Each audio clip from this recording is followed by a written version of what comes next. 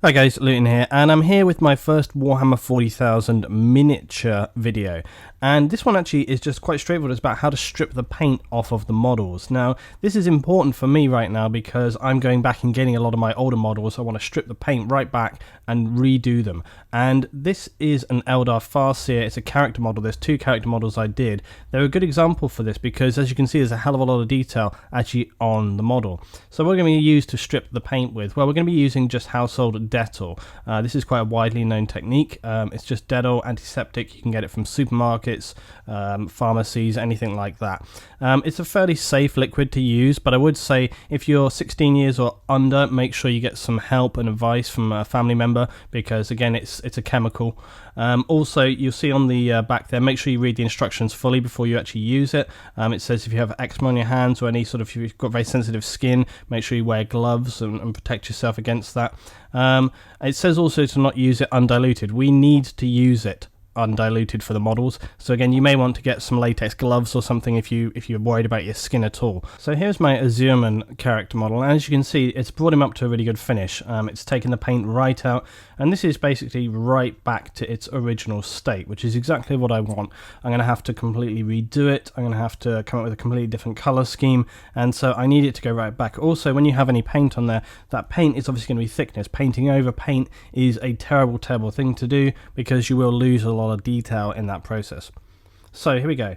Now what we have done with the Dettol and the character is we've placed it into a jam jar, okay, just a normal jam jar with a sealed lid, and I've left it for about 12 hours. It's been in there 12 hours.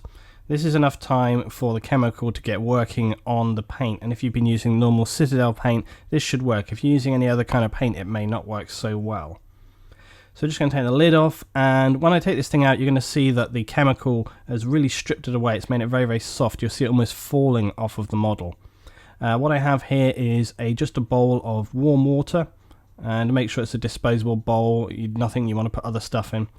Now what I'm going to do is just take the model out here and place it into the water. Now again, you may need to go back to the little jam jar or get some of that because the water doesn't mix particularly well with this. It's just better for having it in the water rather than with the jam jar itself, so that you're not working in the chemical. If you want to, then you've got gloves. Feel free to just pour that liquid out of the jam jar into your bowl, and then you can just work straight, with that solution. So as you can see straight away, just putting it into the water, the paint is just pouring off of it. There's paint sort of mixing with the water there. And even with my fingers, this stuff is coming off. Now what I've got here again is just an old toothbrush, and I'm just going to start brushing away at this. And again, with the plastic models or the metal models, you always want to be, not too vigorous with it. Just be careful, just kind of gently peeling it away. But later on, once we got most of it off, you can scrub it a little better. With the metal models, of course, you don't need to worry quite so much. But with some of these models, they're often fine little, details on the character, so you don't want to go scrubbing like crazy in case you go breaking any of those. And especially with the plastic models, any of those fine details will break very easy, so you need to be careful with that. But again, look at this stuff is just coming straight off of here, and it's fairly quick to get most of it off. And this is a very detailed model. On a model like a tank or just a standard Space Marine or standard Eldar Guardian, any of these models which are just kind of plainer in design, you'll have a much easier time. They won't have so much of this detail. So here we are, just scrubbing, and it takes a little bit of time. Like I said, this character has got a significant amount of detail, so for me, it's you've got a lot more there. Just scrubbing alone as well won't be enough to finish it off. We've got one more process towards the end to do, but this is pretty good. And again, there's no reason why you couldn't do multiple models at one time, providing you've got a storage device big enough to put all the liquid into. The chemical itself costs about like £3 for 500 milliliters, maybe £3.50 I think it was for 750. So you get like a reasonable amount of liquid. I think I've used about sort of half in this jar, maybe a third. So you've got plenty, and there's no reason why you can't reuse it as well, provided it hasn't discolored or used it too much. I just brought the jar over here again because, like I said, sometimes the water and you're getting that detail, it's not enough to kind of get it all off, and it can start to get a little bit sticky. So putting it back into here and giving it a good old scrub, that kind of takes it back, makes it feel a little bit better, and you get a lot more of that detail out. But as you can see, we're getting very close already to a finished state with this model. A significant amount of the paint has come off, and this is exactly what I want. It's right back to the bare bones. This is going to enable me to plan out a new design for this model and paint it up to a really high quality. So I'm just going around, just looking if there's any last little details I can get off here with the brush before I go on to our final stage. Now with the final stage, what I've actually done is I have got various tools that I use for actually modeling with, okay? A lot of these are ex-dentistry tools, and you can pick these up on eBay for not a significant amount of money. So there's little picks and pliers and little bits and pieces like this, great for twisting metal, crafting, any modeling, clay or modeling sort of green stuff that you get from, Games Workshop, you can use for crafting with that stuff. But they're also excellent for refining paint details, and that's what we're going to be looking at in a moment.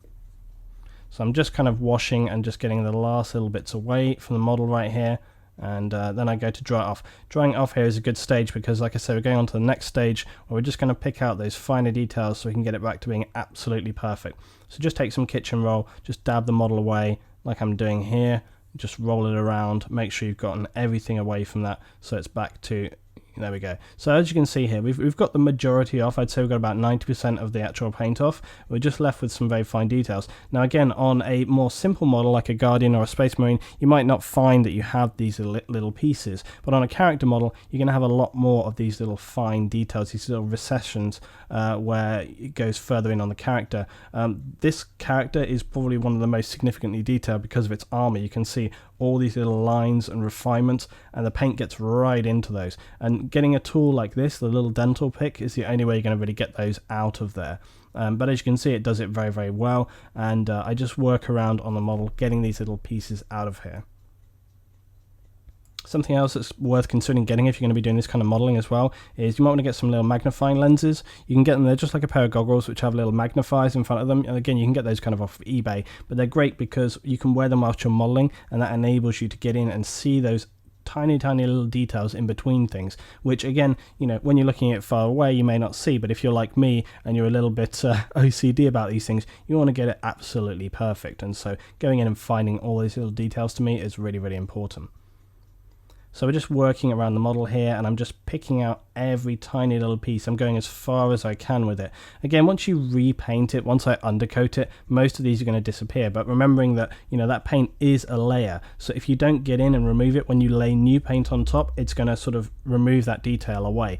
So specifically around some of the shoulder pieces and the the main breastplate, that armor detail between the lines is, I don't want that paint to get filled out if I can help it, because I don't want that level to be raised. I want to retain that level of detail. So that's what I was doing here, just moving around and around and around, just taking those pieces out.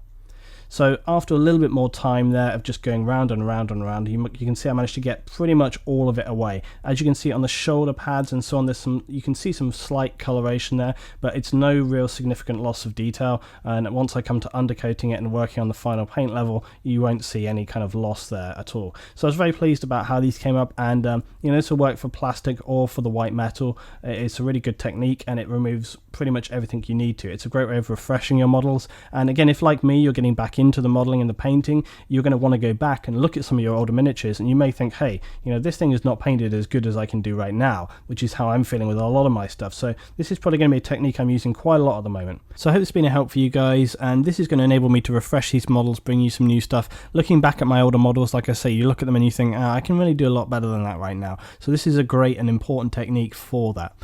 So this is a whole new thing for the channel right now, and I don't know how well it's going to go along. So I need your support, guys. I need you to like and drop the comments below. I don't normally ask for this particularly much, but at the moment, with something new, I need that support to drive this forward and make it a success on the channel. So drop what you think about this, what stuff you've been modeling. Are you going to get back into this as well? I'll be interested to read, guys. Thanks so much for watching, and I'll see you next time for some more Warhammer 40,000.